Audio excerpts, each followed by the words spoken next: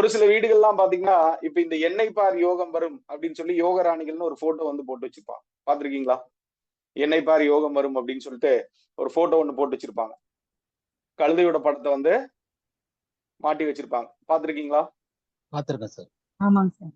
பாத்திருக்கீங்களா? அது எல்லாத்துக்குமே அதிர்ஷ்டம் அப்படிங்கறது குடுக்குமா? கொடுக்காது. எல்லாத்துக்குமே அதிர்ஷ்டம் அப்படிங்கறது குடுக்குமா? கொடுக்காது. கொடுக்காது.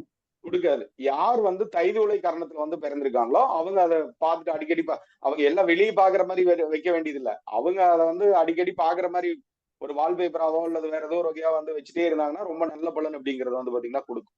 அதுக்கு சில இந்த விலங்குகள் வந்து பாத்தீங்கன்னா கொடுத்து வச்சிருக்காங்க. ஒரு சிலருக்கு வந்து பறவை அப்படிங்கிறது கொடுத்து வச்சிருக்காங்க. அதெல்லாம் பார்ப்போம். அது எப்படி ஒவ்வொரு மனிதனோடையும் வந்து பாத்தீங்கன்னா தொடர்புடையது. ஒவ்வொன்றுக்கும் ஒரு சில வகையான தன்மைகள் உண்டு. ஒரு சில வகையான தத்துவங்கள் அப்படிங்கிறது வந்து பாத்தீங்கன்னா உண்டு. இது எல்லாமே நம்ம ஒருங்கிணைச்சுதான் நம்ம வந்து பலாபலனை நம்ம வந்து பார்ப்போம்.